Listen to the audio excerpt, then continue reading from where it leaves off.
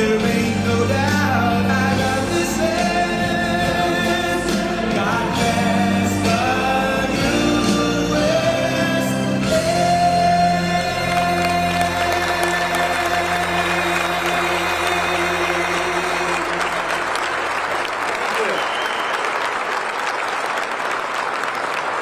Wow, this is a nice place with the best sound system. I don't know. It sounds like the finest opera hall anywhere in the world. Let's come back here more often. So often you have sound systems that aren't the greatest. There's nothing worse than making a speech when nobody can hear you.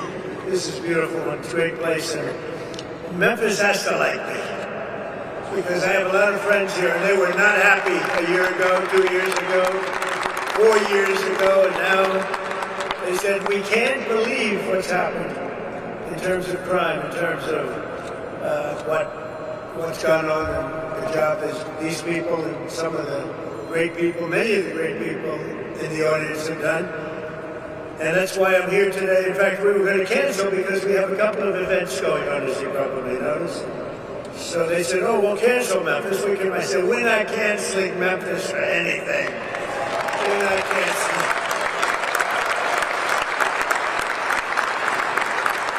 We're not going to cancel Memphis, but we do have some big things happening, and very positive, I have to say. So before getting to our important discussion this morning, let me provide a brief update on Operation Epic Fury, which is a very good name, as it turns out. That was a name. They showed me 20 names. Sir, what name would you like? I didn't like any of them. And then I get toward the end, I said, you got to be kidding. What? Operation Epic Fury. I love that name. And it's very appropriate for what's taking place, if you know, in Iran, because we knocked out their Navy, we knocked out their Air Force, we knocked out their anti-aircraft, we knocked out everything. And we did it with fury, actually. As I announced earlier, based on preliminary conversations between the United States and Iran over the past 2 days, I directed the Department of War to temporarily postpone planned strikes against major energy and electricity targets in Iran. They have very, very big, new, actually, and very expensive, billions of dollars it costs to build them one missile, one of our powerful ones, and it comes down to the ground like it was made out of dust. But to determine whether a broader agreement can be reached, we've had very good discussions, very, very good discussions. And you have to understand, I know my whole life has been a negotiation, but with Iran, we've been negotiating for a long time. And this time, they mean business. And it's only because of the great job that our military did is the reason they mean business. They want to settle and we get it done. So, hopefully this will be possible, but no matter what, we'll ensure that Iran never obtains a nuclear weapon. They can't have a nuclear weapon. They would have had one if we allowed the Obama deal to stand. That was the Iran nuclear deal, they called it. They would have had one. Marshall III. I tell you what, Martha, we would have nuclear weapons up there when, would you say, 2 years ago, 3 years ago, 4 years ago, we would have been in a position that nobody wants to be in. We won't allow ourselves to be in that position. Over the past 3 weeks, the United States military and our partners have been decimating Iran's military capabilities with overwhelming firepower, skill, lethality, and force, and we're destroying their ballistic missiles and drones programs with launchers down by more than 90%. We're hitting their launchers at a level that nobody even thought of before. 90%. They can't launch them, and they don't have very many of them, because most of them have been annihilated. But we've annihilated their defense industrial base, eliminating their Navy. We had 158 ships down. I said to my people, why didn't you capture the ship? I said, were they good or not? They said, they were great, sir. So why didn't you capture them? We could have used them. They said, it's more fun to put them at the bottom of the sea. But they're not there anymore. So we eliminated their Navy, Pete, right? And that's gone. We eliminated their Air Force. We eliminated all of their air defense, everything. We eliminated everything there is to eliminate, and we eliminated them. We eliminated their leaders. We had had the first set of leaders. They gone. Then they met. 88 people met, and it's sad. I mean, it's sad they couldn't have made a deal. We could have made a deal with them a long time ago. Then the second set, 88 people met to pick a new leader, and they're now extinguished. And then they're meeting again, but now nobody wants to be the leader. It's one of the few political jobs that nobody wants anywhere in the world. Nobody wants it. It's a very dangerous job. My job is dangerous too, but their job is worse. In other words, we're systematically dismantling the regime's ability to threaten America. They're not threatening us anymore. As Commander-in-Chief, it's my sacred responsibility to protect our country from all threats. For decades, Iran refused every opportunity to renounce its nuclear ambitions, and in recent months, its own negotiators bragged to our representatives about having enough material to make nuclear weapons. And that was supposed to deter me, but it didn't deter. It made me more anxious, and it just made it much more important. This mission that we're all on together was much more important, and we did it quicker. Iran's missile capabilities were also growing so fast that it would soon have become virtually impossible to stop them. Once they have a missile, once they have what they were building was incredible. And you got a little glimpse of it by the fact that when they came out, they started shooting all of their neighbors. Their neighbors weren't fighting with them. They were getting along okay with their neighbors. And I was surprised. Everybody was surprised. And it actually worked in reverse because their neighbors then turned against them. Now Iran has one more opportunity to end its threats to America and our allies, and we hope they take it. Either way, America and the entire world will soon be much safer and will be a much more secure planet. In addition to all of this, we're working on so many different things. You know, our economy was fantastic. We had a Dow at 50,000. They say it couldn't happen in 4 years. It wouldn't happen during my term. But if I got anywhere close, it would be a great success. Well, in my first year, we hit 50,000. And with the S&P, they said, even more difficult. They said it would be impossible to hit 7,000 on the S&P. And we hit that in our first term. And then, unfortunately, I called Pete, I called General Kane, I called a lot of our great people. We have great people. And I said, let's talk. We got a problem in the Middle East. We have a country known as Iran that for 47 years has been just a purveyor of terror, and they're very close to having a nuclear weapon. We can keep going and get that 50,000 up to 55 and 60 is no end, or we can take a stop and make a little journey into the Middle East and eliminate a big problem. And Pete, I think you were the first one to speak up. And you said, let's do it, because you can't let them have a nuclear weapon. So we are now having really good discussions. They started last night, a little bit, the night before that. And I think they're very good. They want peace. They've agreed they will not have a nuclear weapon, et cetera, et cetera. But we'll see. You have to get it done. But I would say there's a very good chance. And it began when I said that we were planning tomorrow on shooting down some of their power plants, and we're going to hold that up. Hopefully we won't have to do it, and hopefully we can make a deal that's good for all of us, including the Middle Eastern allies that have been very good to us, including Israel, that's been a great partner in this fight. They've really been a good partner in the fight. They fought hard. But we'll see what happens. I think there's a very good chance we're going to end up in a deal. And so we're giving it 5 days, and then we're going to see where that takes us. And I would say at the end of this period, I think it could very well end up being a very good deal for everybody. As good as if we went all the way and just literally annihilated the place, which if we don't have to do that, that would be a good thing, not a bad thing. In addition, after the appalling lines and massive disruptions at major airports nationwide last weekend, I am again demanding that Democrats in Congress immediately end their disgraceful shutdown of the Department of Homeland Security and restore the full funding for airport security and the TSA. They are holding it up because they want to take care of illegal immigrants coming into our country. They want to take care of criminals that are in sanctuary cities. They want to take care of transgender for everybody, literally the mutilization of our children, men in women's sports. But what they don't want to do is give us anything to do with citizenship for voting or voter ID. Can you imagine? We're the only country that doesn't do voter ID. Every country does voter ID.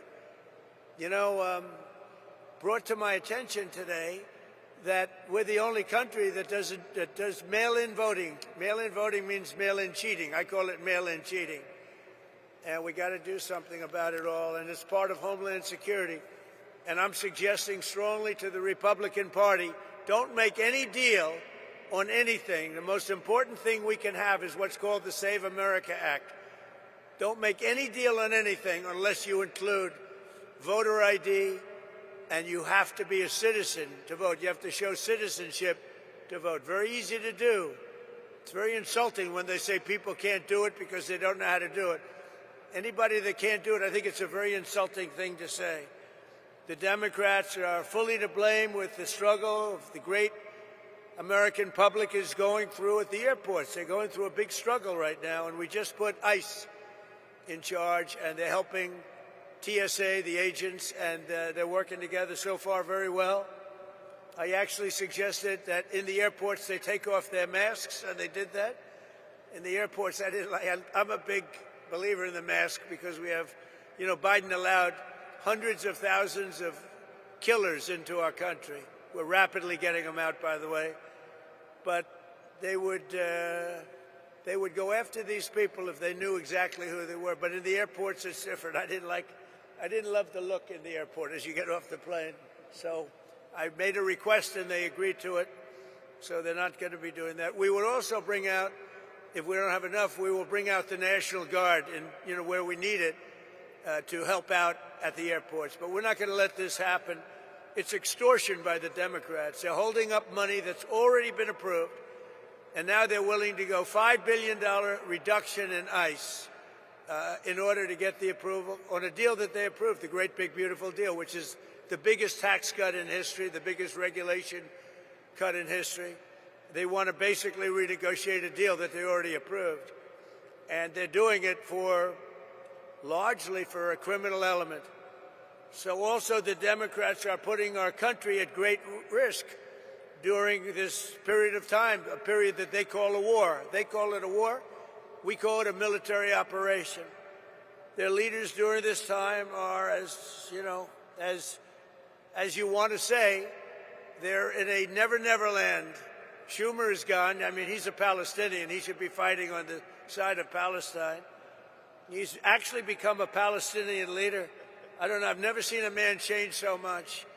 He used to be pro-Israel. Now he's pro-Palestine. I've never seen anything like it. And, you know, he's worried he's going to lose his next election, which it only depends if anybody runs against him. If anybody runs against him, he'll lose. But he's gone very wacky and very dangerous for our country. But we want all of those things. We have to have them. We want voter ID. We want proof of citizenship as part of our funding. We want to merge them so that we can get the great, big, beautiful bill in action, and we can get the America and Save America. You know, they called it the SAVE Act, but nobody knew what the SAVE Act was. So I said, you have to call it, under any circumstances, you have to call it the Save America Act, because everybody knows what that is. So they want funding taken away from the ICE patriots who are responsible for getting rid of the criminals that Sleepy Joe Biden, the worst president in the history of our country, and his gang of thugs in the White House. You talk about weaponization. They weaponize everybody. You know, when Pam looks at somebody, oh, it's weaponization. They've indicted me. What they've done to me and everybody else, it's a disgrace. They're the weaponizers, and what they've done to people, can never let that happen again. We can never let them get away with it again. They are the greatest weaponizers. Fortunately, it didn't work because here I am with you. So it didn't work out too well. Didn't work out too well. but they want to have people come into our country. And so many of these people are murderers. They're drug dealers. They're the worst criminals anywhere in the world. They want them in our country. They don't want them to come out. They make it almost impossible, but we get them out anyway. They should have never been allowed to enter our sacred ground. These people should have never, they came from all over the world. They came from all over. They came from the Congo in Africa. They came from all over South America, Asia, everywhere. And they were from jails and mental institutions. They were drug dealers. They were murderers. 11,888 murderers. In any event, the Democrats are being blamed by the American people for the catastrophe going on right now at our airports and at other points of transportation and beyond. And we want the public to know we're not going to let them out of this trap that they created for themselves. And I'm suggesting very strongly that the Republicans, in going for the Save America Act, that you weld it into exactly this, because voter ID is part of Homeland Security. Think of it. We're talking about two separate items, but they're really the same. Voter ID is part of Homeland Security. And citizenship, proof of citizenship, is part of Homeland Security. So I think it should be welded in. I think it should be together. You should vote together, because the public has not liked what they've done at the airports. And they've done it, and the public understands it.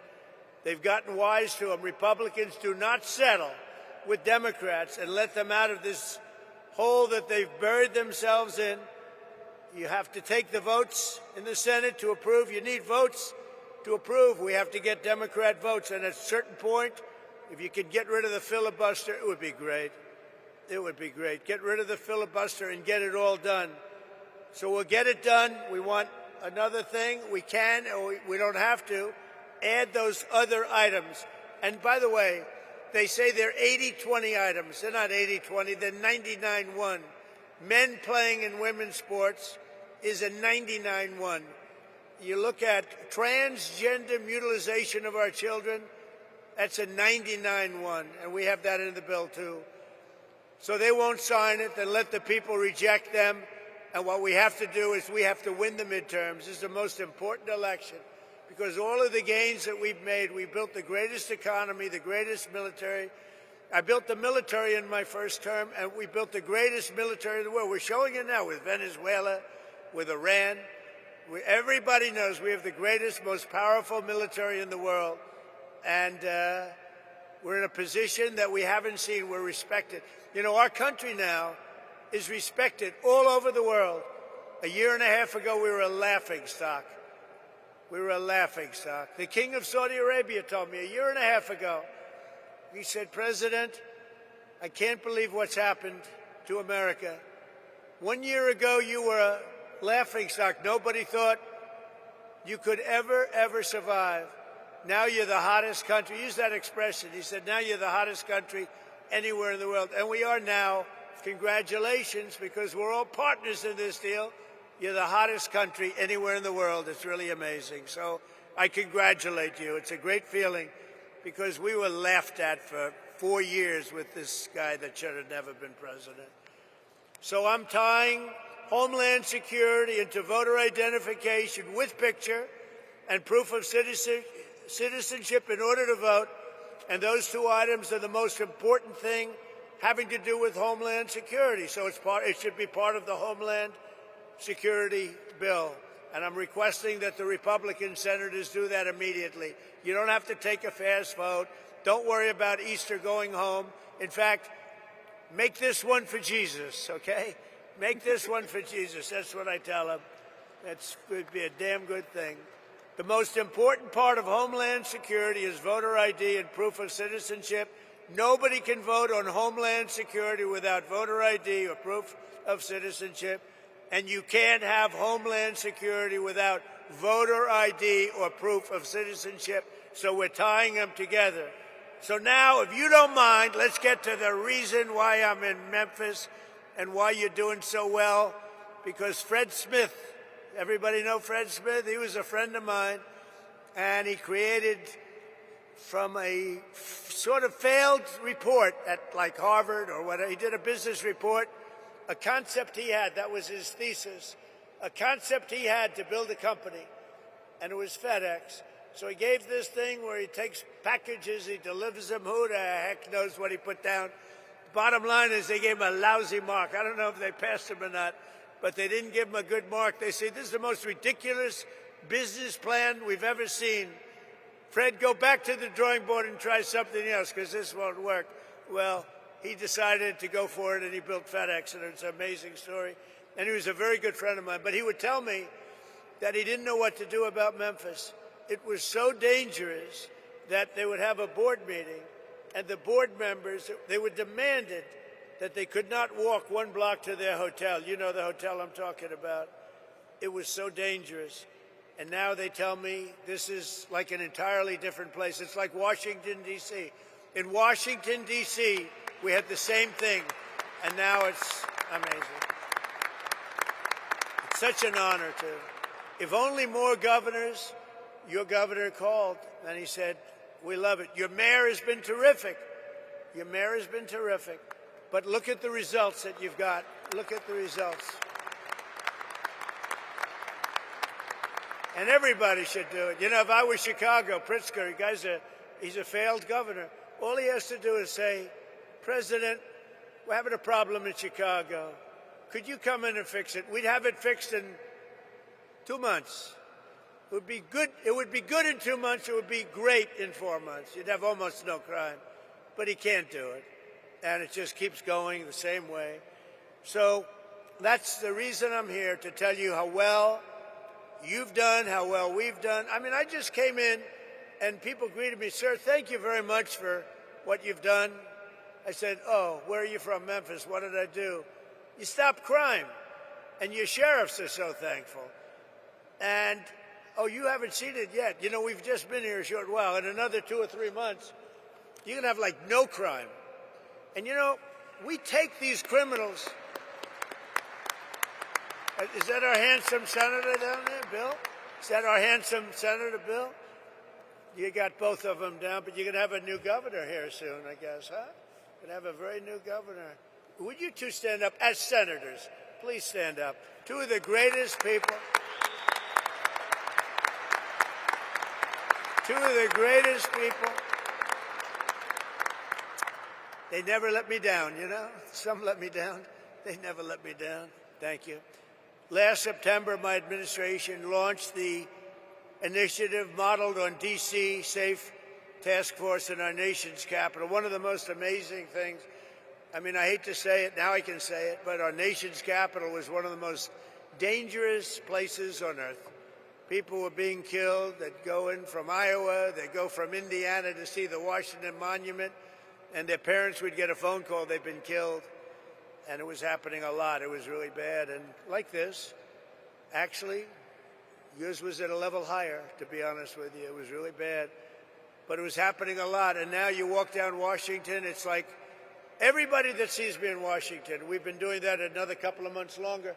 Everybody sees me in Washington, they say, thank you, sir. Thank you. And I immediately know what. You know, they could thank me for a lot of things. I said, are they thanking me for the economy? I know immediately. We have people working in the White House, young women. They walk, I would say normally beautiful young women. Ever since I got elected, I don't like to say that, because usually when you say a beautiful woman, isn't she beautiful? That's the end of your political career. So I never say that. But young women coming up to me and they're saying, sir, thank you so much. I know immediately what they're talking about. I say, how big a difference is it? They say, we walk to work. We were afraid to walk into an Uber. We were afraid to walk into a car. The car would be, it didn't matter. The car was being robbed when we were in the car. And it was much more than being robbed. Being robbed was the least of it. And we took out over 3,000 people. And you know, there's an expression that 90% of the crime is caused by 2% of the population. And when you hear that, you realize why we can do such a good job. We moved 3,000 people out, permanently out of Washington. These were career criminals. Many of them came in through the Biden open border disaster. They came in. They weren't there. They came in. They said, we want to live in Washington where they'll take good care of us, give us plenty of welfare. And we got them all out. We moved them back to their countries. Sometimes we'd put them in prison because they were so dangerous. We had one person who killed 4 people in a short period of time. Many of the people, 11,888, 50% of them in our country, they came from jails. Other countries opened their jails and let them into our country because Biden and his great border czar, the border czar who never once went to the border, never once called Border Patrol. But his great border, perhaps you've heard her, Kamala. Has anyone heard of Kamala? She was the border czar. That was like having nothing as a border czar. And they poured into our country, and they made our country very, very unsafe. And the job that ICE and Border Patrol have done, they don't get the appreciation they deserve. They are great American patriots. They're incredible people.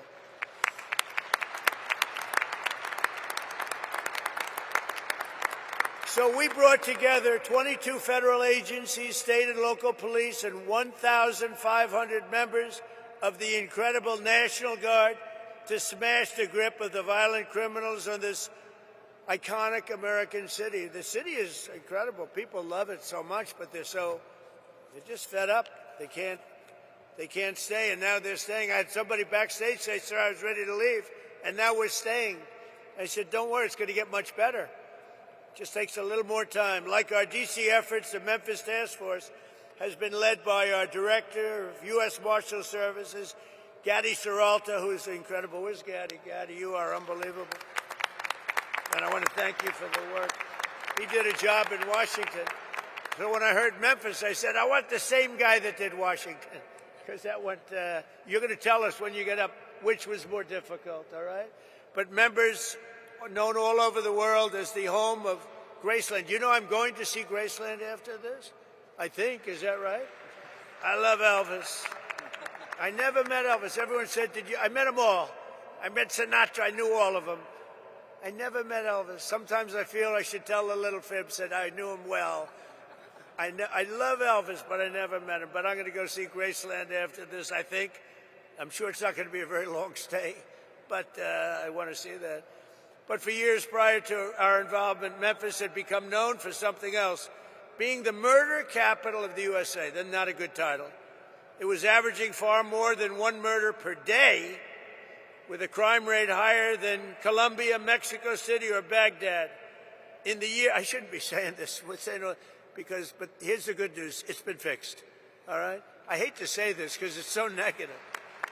It's so negative. In the year before I took office, Memphis saw more than 12,500 violent assaults, 429 rapes, and 7,600 burglaries and armed robberies. And I mean, it was getting worse. This catastrophe was a result of years of local politicians, judges, and prosecutors who sided with violent criminals over law-abiding citizens. Basically, liberals, or now they like to go with the word progressives. You don't hear liberal. They're liberal. I don't like progressive because it's a beautiful word. You know, they use progressive because that's the only thing they're good at, politics, I guess. You know, they're bad at policy because all these policies are bad, but they're great at politics, and they do stick together. They stick together, they're good at politics, but they're bad at policy because they can't sell open borders, they can't sell transgender for everyone, they can't sell men and women's sport, so they can be the greatest politicians in the world, and that's why I'm here instead of them, I guess. But just as we have in D.C., here in Memphis, we've achieved one of the largest, fastest declines in violent crime ever recorded. So that's something, right? Ever recorded. In fact, you're half a percentage point away from the record, so we'll catch them in the next month or two, all right? I think that's going to happen. But that includes a 60% drop in robberies, a 74% drop in carjacking, and motor vehicle thefts. We have always achieved numbers that are good. These numbers are right on line to be among the best that we've done, and wherever we do this, we have very similar results. We were in New Orleans where the governor called us, as you know, and we went to New Orleans. They just had Mardi Gras. They said it's the first, it sounds terrible, but it's the first Mardi Gras we've ever had where there was no murder. Can you imagine? Doesn't sound too good, but, you know, we're talking about the facts. And they said we had the lowest crime that we've ever had on Mardi Gras, which is almost nothing. We went there about 4 months ago. We did a great job.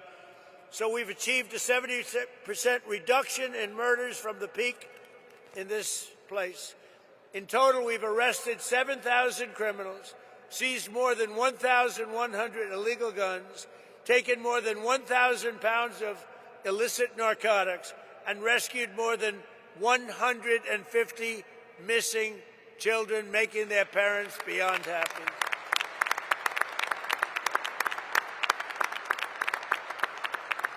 So I'd like you to please join me in thanking, I tell you, every single law enforcement hero here today. We have a small number compared to what's doing the job, who helped make Memphis safe again. Memphis, just so you know, with all of the things we said, you have now developed a reputation as a city that's coming back stronger than any city in the country because of what's happened with crime and because your political leaders had the courage to do what they did.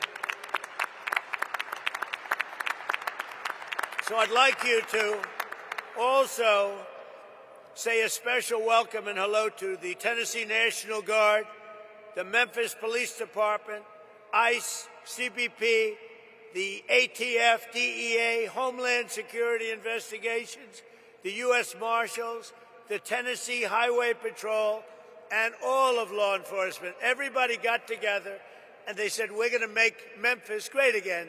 And they really did. It's so good. But, you know, I talk about how good it is. We're at 75%. Some people say 80, 81%. That still leaves 20%. You're going to be down in another 2 months, 3 months, I think, Addie. We're going to be down to almost no crime. You're going to be an almost crime-free city. You're going to be so proud of it. People are going to stay. They're going to actually come back because you have everything going, but you have that one horrible cloud over your head.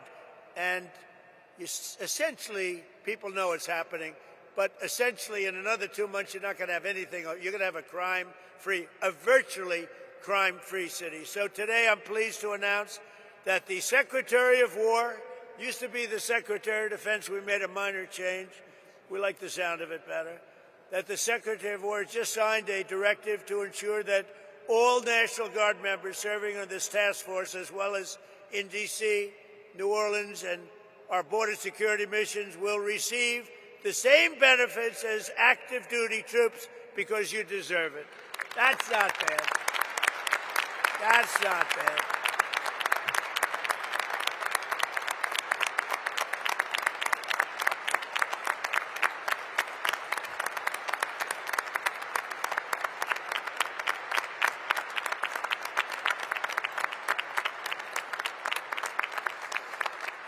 So before we leave, I want to thank Attorney General Pam Bondi, Secretary of War Pete Hegseth. These are great people. Chief of the National Guard Bureau General Stephen Nordhaus, FBI Director Kash Patel, wonderful guy, actually. You got to get to know him. Once you get to know him, he's a wonderful guy. I've known him too long, right? He's a good guy. DEA Administrator Terry Cole, what a job he's done. Acting Director of ICE, where's Terry? Good job, Terry. What a job. In Washington, too. Acting Director of ICE, Todd Lyons. Todd, great. Thank you, Todd. Good job. Head of the ATF, Rob Cicada. Rob. Thank you, Rob. Head of the Tennessee Highway Patrol, Colonel Matt Perry. Thanks, Matt. And head of the Tennessee National Guard, Major General Warner Ross. How are you? You guys look Central Casting. These are Central Casting people. What did you need us for? You didn't need us. Anyway, they had to let you do your job, right? They're letting you do your job now. Thanks as well to Tennessee Governor Bill Lee for the outstanding job. Thank you very much, Bill. We appreciated your call.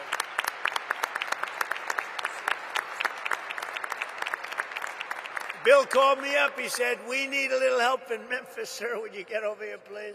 He said, I have no pride. We just want this thing straightened out, right? So thank you very much. I'm glad it worked out. Oh, you haven't seen, what do you see? In 90 days from now, you're going to see numbers that blow these off. You're down 70, 75%. You're going to see numbers that you're going to be very proud of. Senators Bill Haggerty and Marsha Blackburn, great people. Great people. You have some real warriors, too, as your congressmen and women. David Kustoff, Andy Ogles, Diana Harshbarger, John Rose, Matt Van Epps, and Chuck Fleischman. Will you all stand up? Warriors all. Everyone. Great, great people. You don't get better. And it's not the easiest job, is it? Huh? Speaker of the, you know what I like about them? They're not 3 o'clock in the morning. Sir, I get a call from Mike Johnson, Speaker. Sir, we have a problem. What time is it, Mike? 3 o'clock, sir, morning. We vote at 9. We need, it's always the same, you know, it's like 8 or 9. Sir, could you call them for us and see if you can get their vote? 3 o'clock. Call them up. Hey, Jim, how you doing? Hello, sir. I'm not there. I'm not there. Well, you got to get there. 9 o'clock, you got to vote. Sir, could I have a little breakfast so we could discuss this bill? You know, like a perfect bill, like, you know, voter ID or something. You know. The bill didn't have to be too great to do it. He said, could we have maybe a little breakfast at the White House, sir? So, because I can get there, but I'm just not there. Come on over for breakfast, Bill. You know? I got a lot of them, too. I have about 9 of them. But these are the people we love. These are the people we love. So I want to thank you all. Speaker of the Tennessee House of Representatives, and I hear this guy, I hear he's fantastic. Cameron Sexton, where is he? I have heard such good things about you. And you're working on a very specific bill right now. I know all about you. That's great. Let me know when it's finished. You know, you got to send me a copy, okay?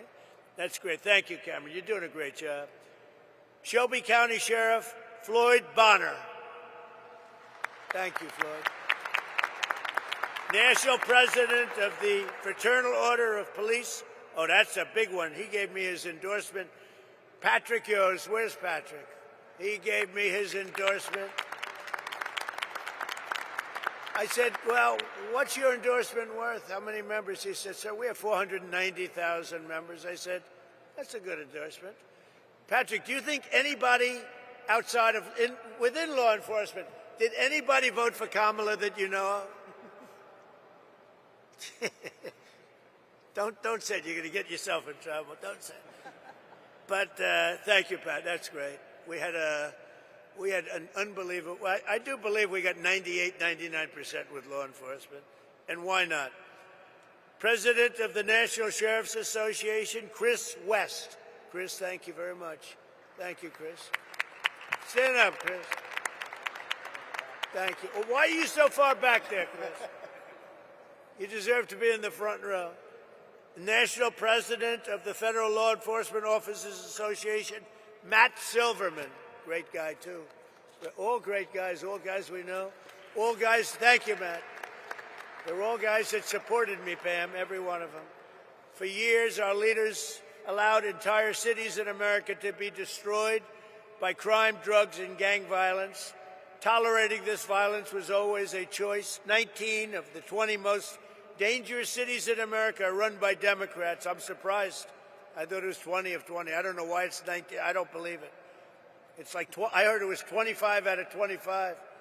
Well, I'll find out about it because I don't believe it's right. Whoever wrote that statistic is wrong. But under the Trump administration, we believe that no city or neighborhood should be left behind. In Memphis, the crime became so horrible that residents were made prisoners of violence in their own community, in their own home. But with the help of the great people right here at this table and right here, it's a whole different story right now. It's changing fast, and it'll be record-setting in a very short period of time, and I'll be here to celebrate it with you. You know, it's a very special state to me. I won this state bill by numbers that nobody's ever won it before. We have the all-time record for votes. So I happen to like the state. I love Tennessee. Maybe someday I'll move to Tennessee. I might have to move there. No, I love it. You never know what that is. You know, you just have a relationship with the state. It's a lot safer than relationships with other things, I can tell you as a politician. But I especially want to thank Speaker Sexton, who's working with the task force to pass model bills that will be toughen crime, to deliver permanent safety to the people of Memphis. And really, I don't know if you know, but they're looking at this all over the country, what you're doing. They're studying it. That's why I know your name so well. And all over the country, they're studying it.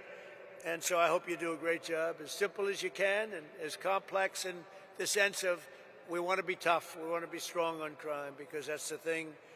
We want to have heart. We want to have fairness, but we have to be tough, because some of these people are bad people that should have never been allowed to be here. Since I took office, we have successfully arrested or removed from the country over 500,000 hard-line criminals. And under our leadership last year, the murder rate nationwide saw the single largest decline ever recorded to the lowest level in 125 years. That's something. That's something. And this is despite the fact that they allowed 25 million people into our country. Many of those people should never have been allowed into our country. So now I'd like to ask Director Gadi Seralta, who's really a special guy, and I've lived with him because of Washington, D.C. I saw what he did, but to say a few words.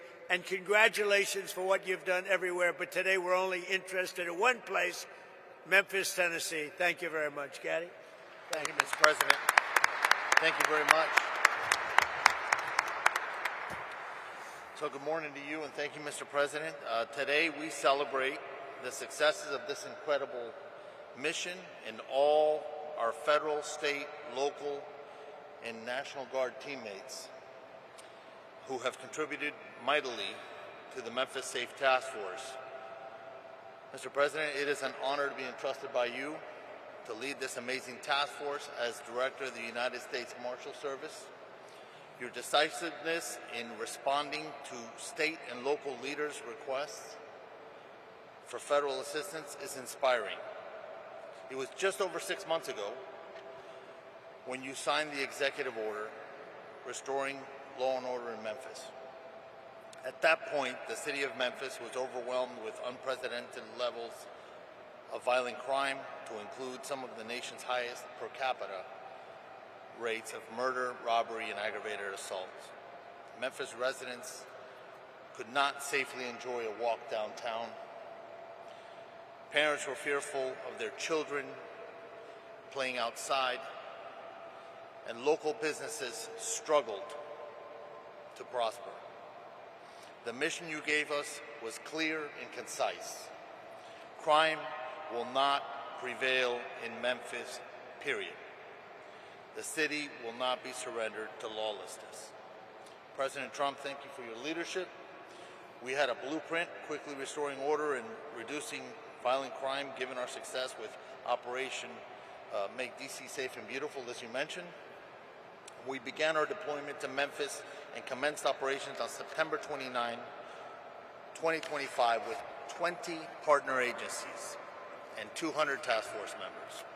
Now we partner with 33 multi-agency teams throughout the Memphis area. We have the support of over 2,700 officers and National Guard members who comprise the Memphis Safe Task Force, most of which are out here in the audience. In just over 6 months, the Memphis Safe Task Force has made over 7,342 arrests, this is last week's numbers, with charges ranging from homicide, there was 44 of those, 812 drug offenses, and 757 gang-related offenses. We have seized over 1,200 illegal firearms and located and returned 150 missing children. Each of these arrests and seizures of illegal contraband have a ripple effect. bringing justice to victims, relief to communities, and the prevention of future offenses or deadly accidents. Our work, however, has not just been about arrests and the seizure of illegal firearms and narcotics. Our Tennessee National Guard partners have made a significant impact while serving on the task force by administering several life-saving doses of Narcan to overdose victims, chasing down and detaining a fleeing murder suspect on Christmas Day, and providing immediate life-saving medical aid to the occupants of a vehicle collision on I-40. That's just a few of the things they've done. Similarly, our Health and Human Services Tactical Med, we call them TACMED, they're our doctors. Their team has treated almost 500 task force officers and related injuries during our operations.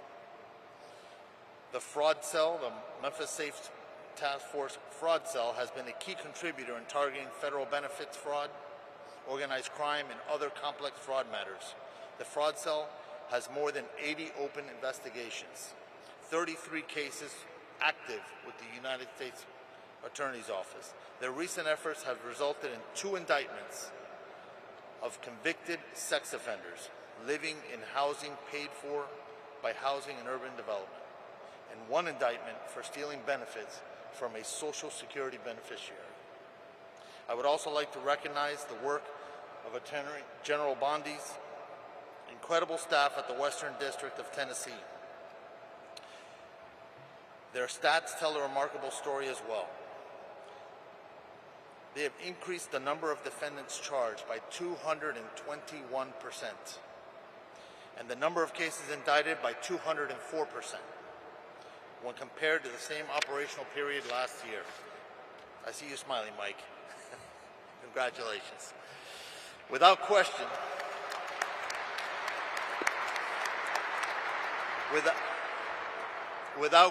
the public safety outlook in Memphis has improved dramatically.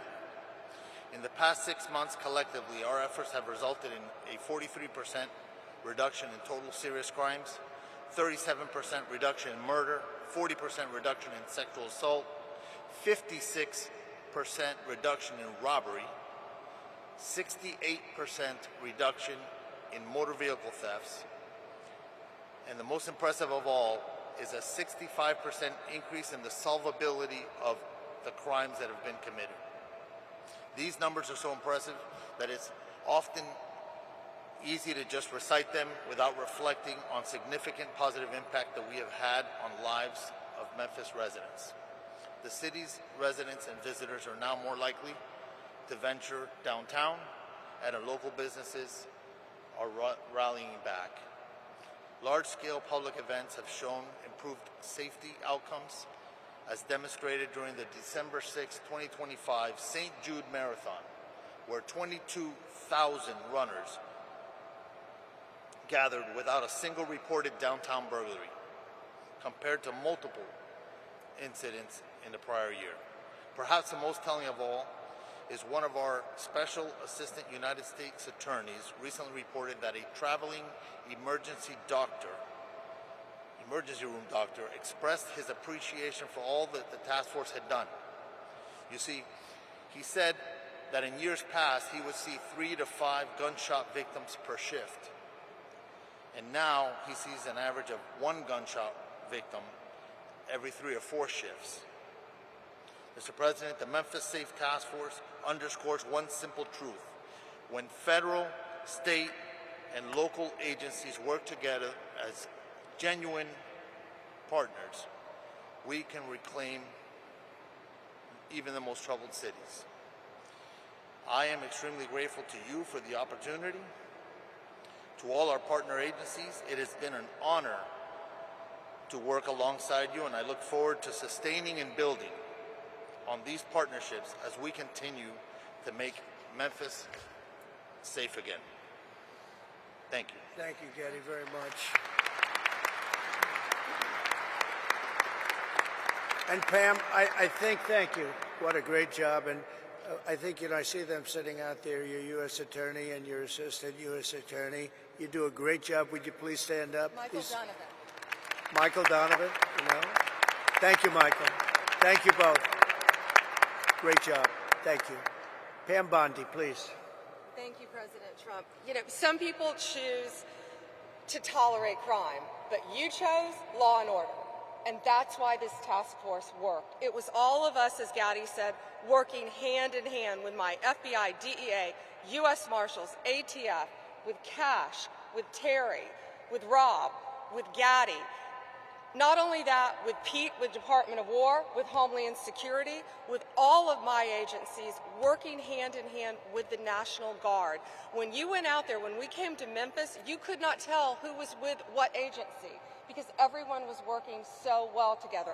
Our U.S. Attorney, Mike Donovan, was out there. And not only does everyone needs to know, we met with this president multiple times about this endeavor.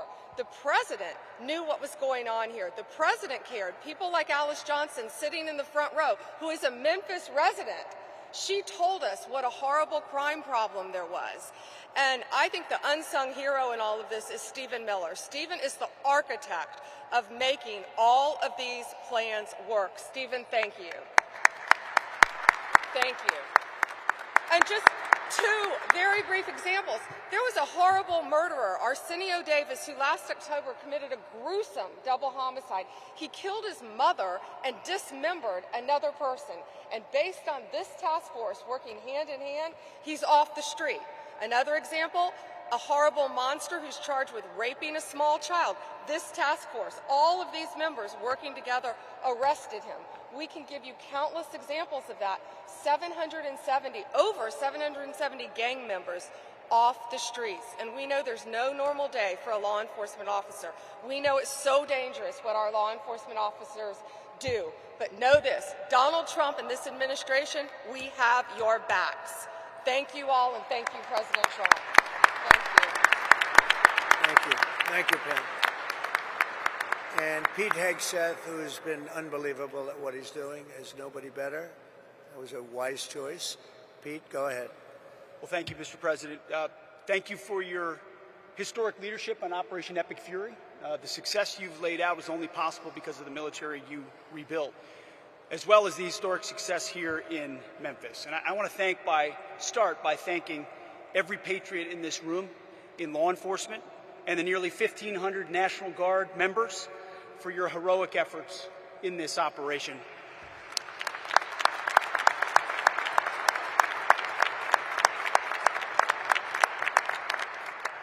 This is more than a task force. This is a statement not just in this city, but across the nation. When I look around this table, I'm looking at people that we work with every day: Governor, Cash, this team, the National Guard, Pam, Stephen, as was mentioned, Gaddy, the Speaker, at the federal level and the state level, working hand in glove. It doesn't happen any other way. You see, before President Trump, our nation was set on a perpetual course of decline. Our defense industrial base had been hollowed out. Our military had lowered its standard, prioritizing equity over merit and lethality. And right here in cities like Memphis, our people were focused on enduring just what seemed to be the status quo of rampant, vicious crime. Well, they let those cities burn to the ground, literally. In the name of hollow humanitarianism, weak leaders, and that's what it is, it's weak leaders, previously provided sanctuary for hordes of dangerous, illegal aliens who preyed on our most vulnerable. Soft on crime, defund the police nonsense tied the hands of our brave law enforcement heroes while the bad guys ran wild. And the most basic tenets of public safety, the foundations of any civilized society, were labeled as too toxic to implement. Well, not under President Trump. Such engineered chaos combined with a wide open border. By the way, thank you for agreeing to sign that declaration for the Memphis troops, the DC troops, and the troops on our border. They'll now be paid and get benefits just like folks on active duty. Thank you for that, Mr. President. It's an important step of demonstrating how serious this mission is to the Department of War. It's common sense. And it was that same common sense that brought President Trump back to the White House. People were sick and tired of the never-ending crisis. And under President Trump, we will not allow depraved, suicidal ideologies to destroy our great cities. No longer will we sit idly by while illegal aliens and savage criminals rape, murder, and poison the good people of this country. Because every American, without exception, is entitled to safe, clean, and beautiful cities. Cities where you can walk in peace, cities where law enforcement can do their job. And to that end, the Department of War stands shoulder to shoulder with state and federal partners so that our streets can be defended once again. Kind of like the visual I'm looking at right here. I see a lot of civilian leaders and police, law enforcement leaders in the front. And who's behind you? Men and women in camouflage, having your back every single day like we do in this mission. So thank you for working tirelessly to protect this state and restore law and order. And the results, they speak for themselves. That your presence has led to a massive reduction in crime, a reduction the good citizens of Memphis deserve. So thank you, Mr. President, for your leadership in restoring street by street, neighborhood by neighborhood. You are saving Memphis, Tennessee, and the country, and we are grateful for it. Thank you, Mr. President. Very much. Thank you, Pete. Thank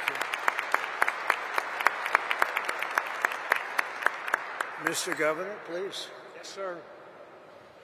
Welcome back to Tennessee, Mr. President, especially to the iconic, great American city that is Memphis. We oftentimes say Nashville's the heart of Tennessee, but Memphis is the soul. And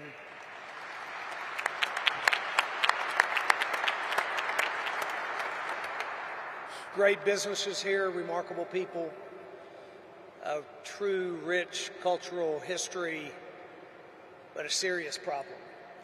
And I want to tell you, even for me, today's a very important day, even personally. I'm a man who has loved this city all of my life. My grandparents, my mom born and raised, my family here.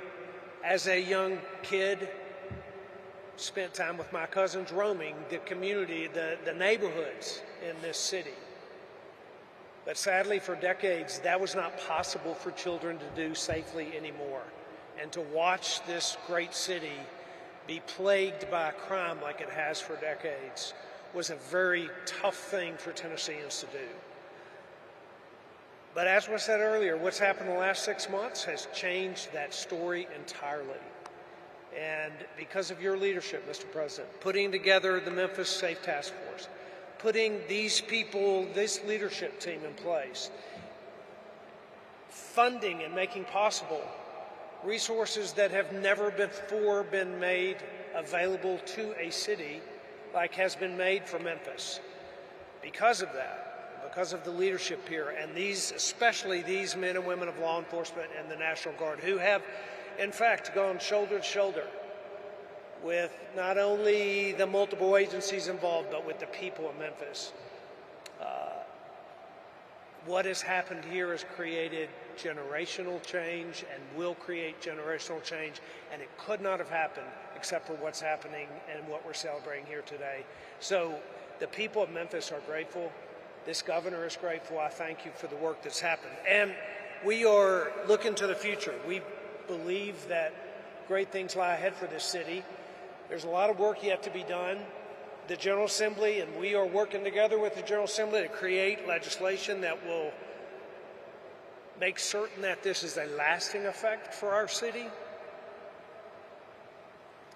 I'm very hopeful for the men and women of Memphis that have prayed for a long time that the violence would stop, for the businesses that have held strong to create jobs and opportunity for Tennesseans. I have a lot of hope for the future. I do believe and have believed all my life that this is a great city, and now it is on a trajectory of greatness beyond where it's been in the past. Thank you for that. And I will say, I want to introduce Stephen Miller to speak next.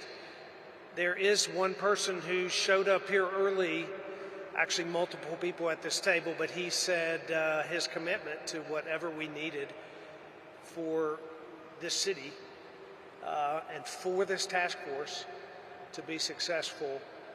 He committed that when this began, and it has happened. And we're not done, but the statistics speak for themselves. What Gaddy just read out a while ago is hard to imagine when we first started this just 6 months ago that these were going to be the results. There's more to go, but we're grateful for the work. And Stephen, your commitment to us Tennesseans truly are grateful for it. And your commitment to President Trump's strategy, not just to make Memphis safe, not just to make Tennessee safe, but to make all of America safe again. So thank you, sir. Thank you. Stephen? Thank you. Well, first and most importantly, thank you to President Trump, whose vision and courage and determination has achieved something that if you had predicted it 15 months ago, people would have said it was impossible. If you had said 15 months ago that we would achieve the lowest national murder rate, not in 5 years or 10 years or 15 or 20 or 30 or 40, but in 125 years, nobody would have believed it possible. And President Trump did exactly that, and it is a miracle.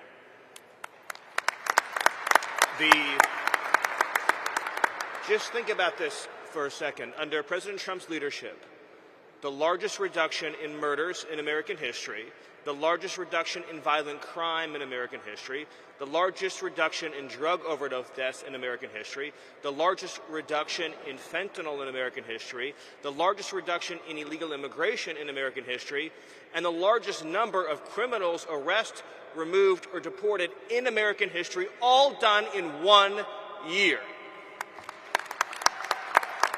Right? If I would just say this, if we had an honest media in this country, the statistics I just gave you would be 24/7 on the news. Nobody could have ever predicted such an achievement would be possible. The second thing I want to thank President Trump for is assembling the greatest national security and public safety team in American history, because President Trump believes in merit, in competence, in people who get things done. So you look around the table of who President Trump chose for these jobs. You start with Rob or Gaddy or Pam or Pete, Cash, Todd, Terry, the whole entire team. What President Trump put together has never been rivaled in history. That's how you get things done. He chooses people based on their skill, their competence, their ability, their determination, their dedication, and their loyalty, and you're seeing the results. So I just want to again thank President Trump, and of course thank the governor as well, who picked up that phone, called President Trump, and said, I want you to help make Memphis safe, although I bet the governor would agree he could never have imagined this safe, this quickly, this many people behind bars. And let's just remember that because of the work that President Trump is doing, not only in Memphis, not only in Washington, D.C., but all over the country, ultimately, it will save and is saving tens of thousands of American lives. It is, I'll use that word again, what President Trump has done on border security and public safety is a national miracle that will be studied not only for generations, but for centuries to come. Thank you, President Trump. Thank you, Steve.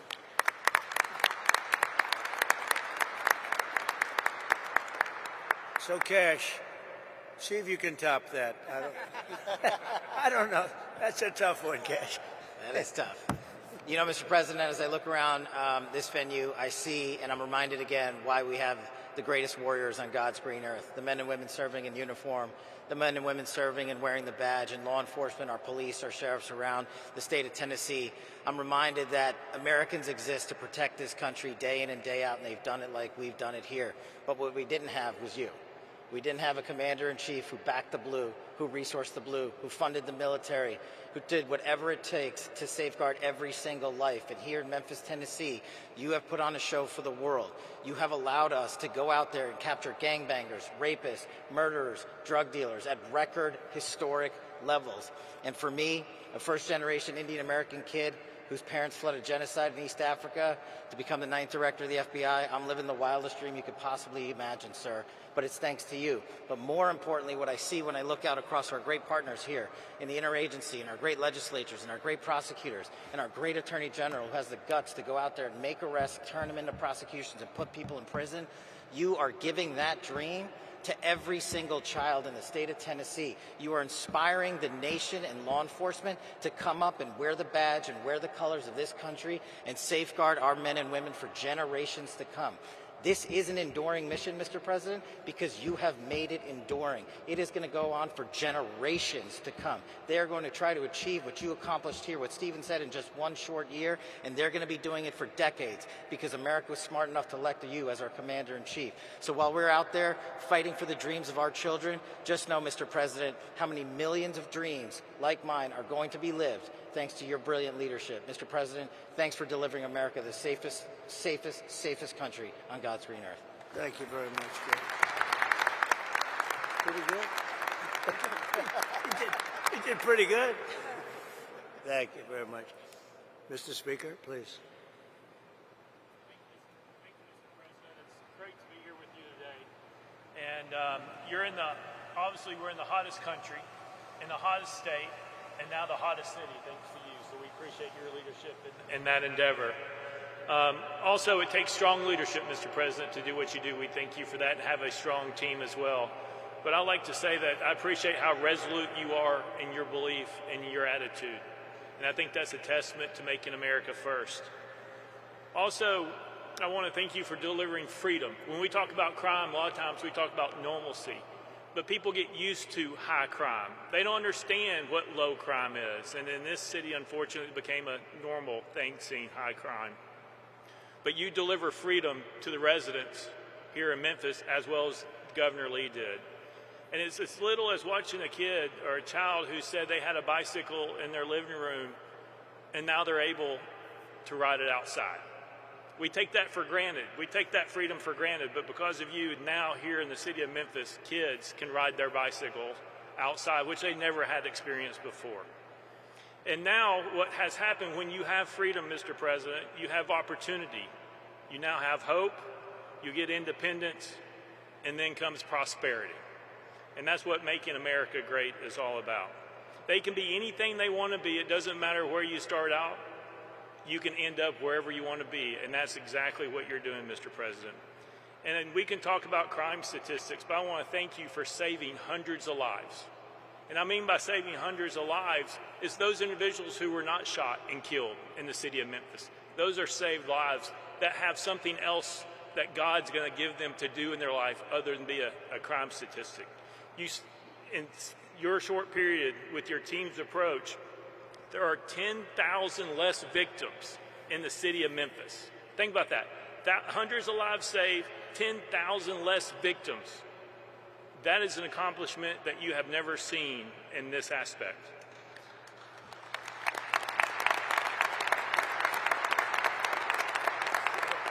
And I appreciate your strong team, all your individuals here, also a brilliant mind, and Stephen Miller, who I've been able to work with. And we are working, as you said, on legislation, not only illegal immigration that we're going to lead the country in, which is working its way through the General Assembly, but we're going to Soros-proof the state of Tennessee once and for all. And we're going to take on bail. We're going to take on woke and soft on crime DAs. We've already done truth in sentencing. We're working on 3-strike legislation. But we have a strong General Assembly that will support the governor and me and Lieutenant Governor McNally, who's a great advocate in this endeavor. And the last thing I'll say, Mr. President, is I appreciate your resolve to not allow people's words to distract you from your destiny. Stephen Miller just laid out what that destiny looked like, which is untouched in our history. Thank you for being resolute and not allowing those who want to take you down or to cause you harm to allow you to continue fighting forward to make the America what we know it can be, as well as the city of Memphis. Thank you very much, Mr. President. Thank you very much.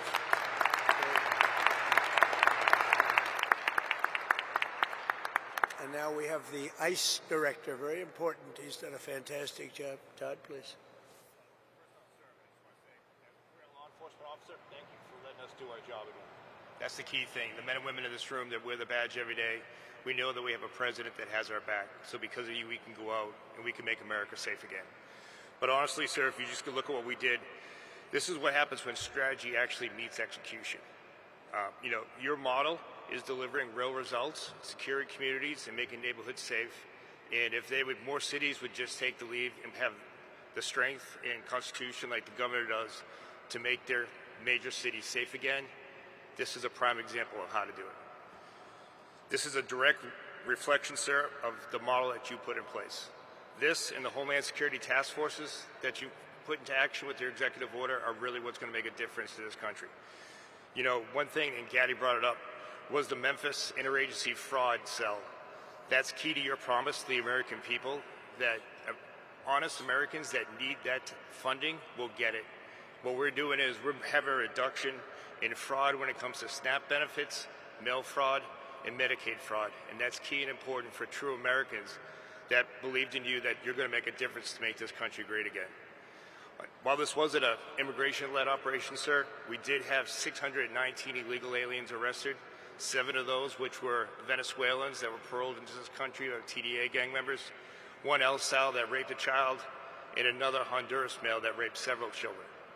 Because of your leadership, we were able to get these violent criminals out of our neighborhoods, and sir, Memphis going forward is going to be the example, as Mr. Miller said, for decades to come. So on behalf of the men and women of ICE, the special agents of Homeland Security, we thank you for your leadership.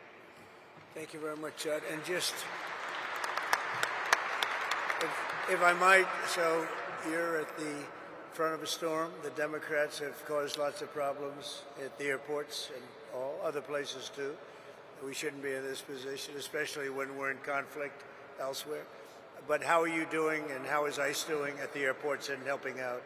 Oh, you know, sir, to just have the opportunity to help our other fellow officers at Department of Homeland Security, we're doing great. We're going to make sure that your promise is kept, that we're going to help those lines move, and we're going to make people safe. And no one should be nervous to go to the airport, because we're going to make sure that every traveler in spring break has a safe journey. I appreciate it. Great job. You're doing a great job. Thank you very much. Rob Cicada, please. Rob. Mr. President, thank you for your assembling of the Memphis Safe Task Force, your leadership empowered ATF and all of our state and local partners to focus on the most dangerous criminals operating in Memphis. Violent repeat felons, many walking the streets despite having 3, 4, and 5 felony convictions, are no longer doing so. They're no longer walking these streets without the fear of federal and state local and state law enforcement getting together and taking them off the streets. We focused our efforts on the most violent gang members operating in Memphis, so much so that we've decapitated the leadership of the Rich and Ruthless gang and the Vice Lord gangs operating here in Memphis. Their leadership, their membership is currently running the streets without any sort of direction. The gang members are falling apart. They're weakened. Their ability to coordinate and commit violent crimes are broken down because of the Memphis Safe Task Force.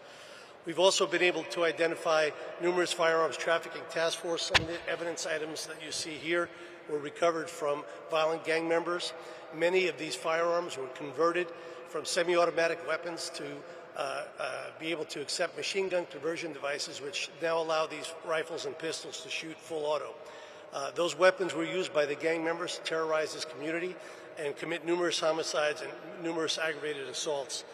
Those networks were identified and removed from operations. One in particular was operating 3 3D printing machines, making machine gun conversion devices in his house when search warrants were executed by ATF and our Memphis Safe Task Force partners. We are continually focused on preventing violent crime. In one instance, while we were out of patrol with our state and local partners, our agents responded to a shooting that had just occurred, located a victim that sustained serious gunshot injuries. Agents were able to render first aid on the scene and prevent that victim from bleeding out. Victim was transported to the hospital and ultimately survived because of the Memphis Safe Task Force being here. Our agents regularly talk to the members of the community. The community, when we first arrived, was in visible fear. They were afraid to walk out of their homes to the corner store. They were afraid to sit in their front yards because of being in fear of being victimized of a drive-by shooting. Those people are now approaching our agents and our partners, thanking us every day for being out there and taking the fear away from them so they and their family members could walk their communities and sit in their front yards and talk to their neighbors without fear of being killed or shot. So thank you for your support of law enforcement and for creating the Memphis Safe Task Force. Thank you, sir. Thank you, Rob, and you do a fantastic job. Thank you very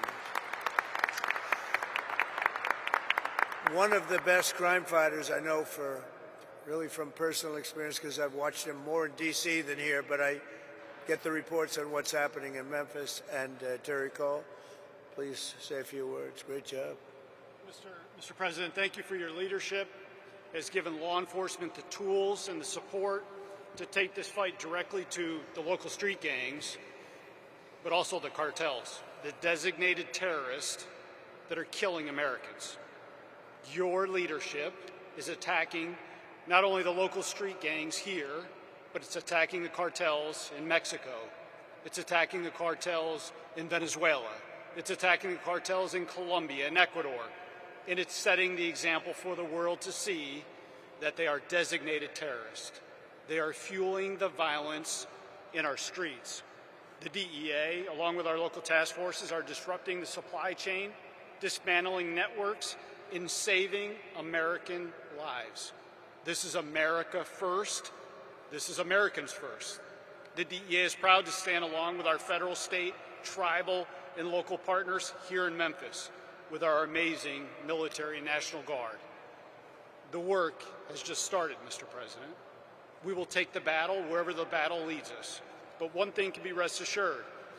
After you take Maduro out of Venezuela, after you take Mencho out of Mexico, after your diplomatic pressure forces the Mexicans to make a record seizure last week of 270 kilograms of fentanyl that was destined for the United States, this is truly due to your leadership. It's due to your partnership with law enforcement that enables us to do our job. A few small seizures from this task force is represented in front of you.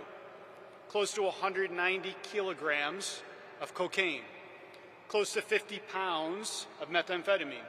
But more importantly, this task force seized enough fentanyl to kill in lethal dosages close to 20 million Americans. 20 million Americans. In a separate case just outside of Memphis, working with our state and local law enforcement partners, we seized another 25 million lethal doses of fentanyl that was heading to our cities, heading to our streets. I will tell you, Mr. President, in my 3 tours here to Memphis to put on the gun, to put on the vest, and to go out in the community, I was welcomed. I was welcomed not only by an amazing Highway Patrol colonel and his team, but I was welcomed by the community. I was invited to front porches. I was invited to an ice cream social. But that was in between the hard work of the men and women of the DEA and this task force that we're conducting daily. See, personally, I served 4 search warrants with the amazing men and women of DEA and the Memphis Police Department and Tennessee Highway Patrol because I believe in the mission of where you lead from the front. So thank you for giving us at the DEA the power to do our job again. Thank you for giving us these amazing relationships with these task forces and the Homeland Security Task Force and the Memphis Task Force and the Washington, D.C. Task Force. There's no command we won't go out and complete, Mr. President. We're here to execute your orders. Thank you for your leadership, and thank you for this amazing opportunity to make America safe again, sir. Thank you. Thank you, Terry. Great job. So just in finishing up, we have 2 great people that happen to live here. One's a business owner and a good one, and one's a good one, also a resident. And we're going to ask you both to say a few words, please. Mr. President, thank you for saving Memphis, and thank you for asking me to share my story. My name is Tim Pugh. I'm a co-founder and president of Pugh's Earthworks and Pugh's Flowers. My brothers and I have 2 family-owned businesses in Memphis, and this year marks our 50th year in business since we started our American dream. My entire family, including our new grandbaby, is living and working in Memphis. We want our family to feel and be safe.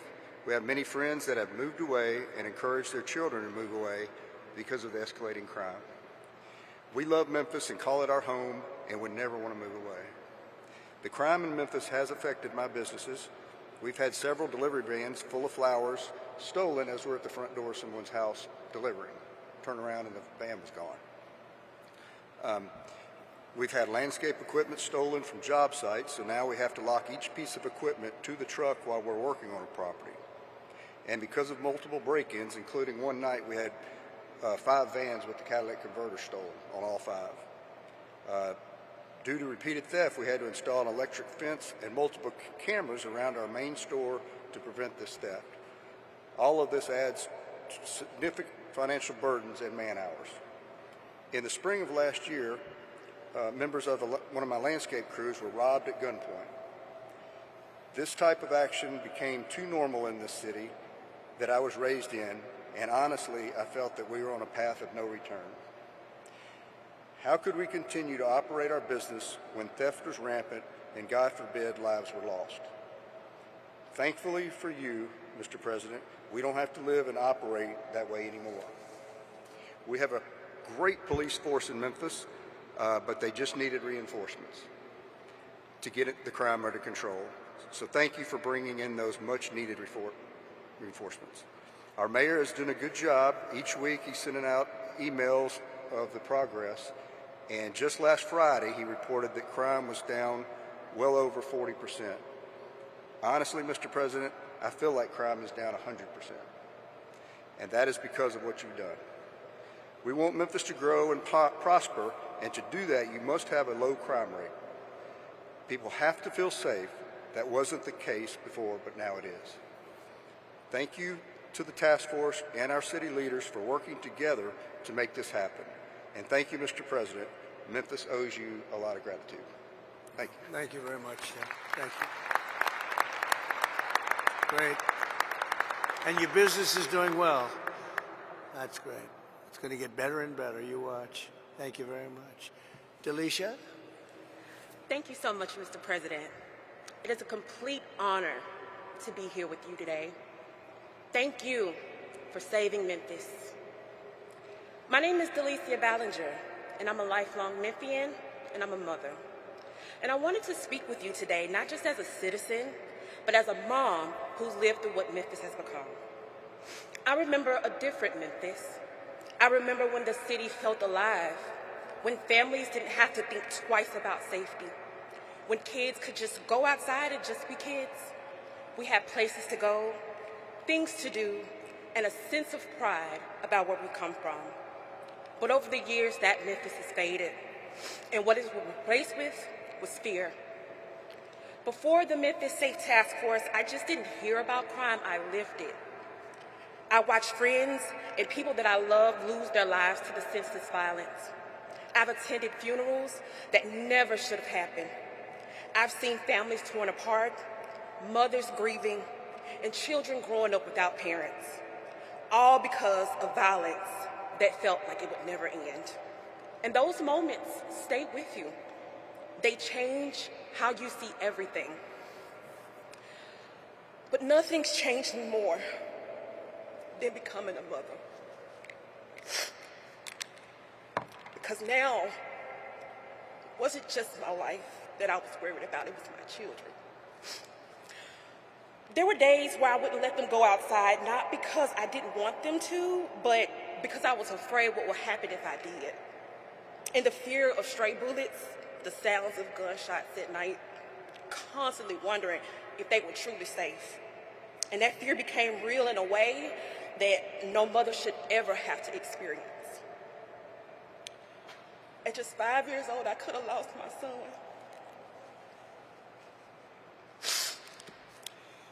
There was a drive-by shooting, and a random bullet came through my home in that very same space where my son played.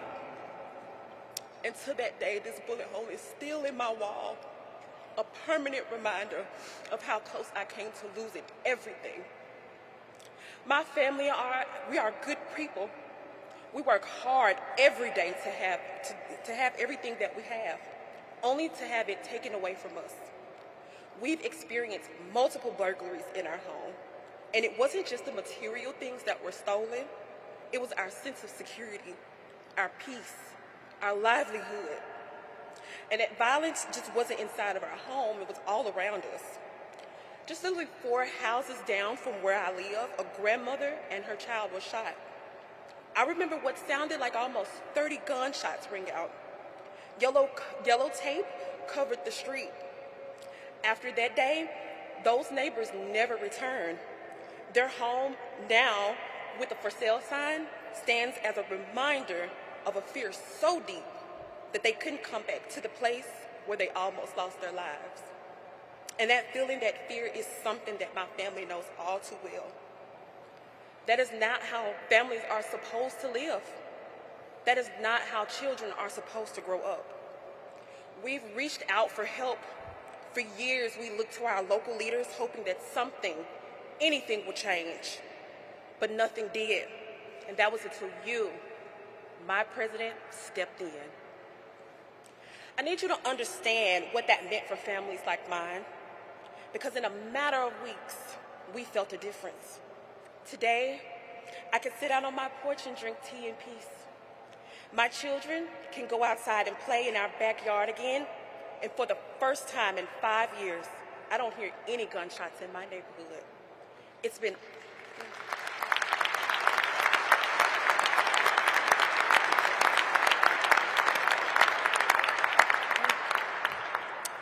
almost 6 months, and it's like a whole new world. That silence means everything to me. It means safety. It means peace. It means that I can breathe again as a mother. What years of waiting couldn't fix, you did it in just 3 weeks. And I'll never forget that. My family will never forget that. And what's even more powerful is that that impact did not stop there. Because of the Memphis Safe Task Force, it has sparked continued efforts right here at home, like the Make Memphis Matter movement, led by the incredible, the most awesome State Senator Brent Taylor, starting in 2023, who is putting his best foot forward every day to continue the mission to make it a safer Memphis and to hold our SOARs back DA accountable at a state level, and partnering with amazing Senators Hagerty and Blackburn on the federal level. And it's because of leadership like that, I believe that Memphis can become that place that I once remembered. So from the bottom of my heart, thank you. Thank you for seeing communities like mine. Thank you for taking action. Thank you for putting Americans first, especially right here in Shelby County in Memphis. Because this isn't politics for me. This is my life. This is for my children. In fact, President Trump, my son, my beautiful son, is here today, and he would like to wave and say thank you, because now he's free to live a normal childhood. Braylon, stand up for me, baby.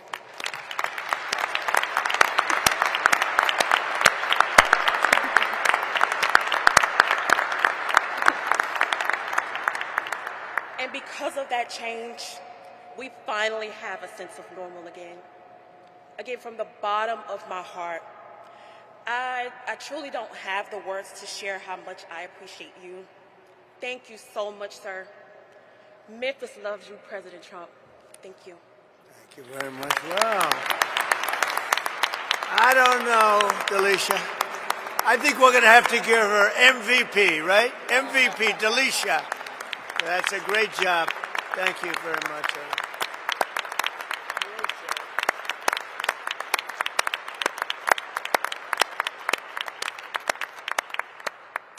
I think she has to run for office. Would you like to become a Republican? She said, I am a Republican. I love this. Anyway, great job. Thank you very much. Appreciate it. Really beautiful. So you're going to see some fantastic results. You already have, but you're going to see some numbers that are going to bring you into a level that few cities attain. I want to thank the governor. I want to thank the state. The state is just a fantastic state.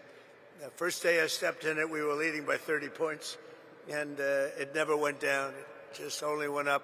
So it's something special. We have a bond. We have a special bond. You know, you can be a politician, but when you win something in landslide, you have a very, very great feeling. And I want to tell you, this is a very, very successful, beautiful state, and I love Tennessee. Thank you very much, and congratulations to Memphis, and fantastic job. Thank you. Thank you, everybody, very much. Thank you.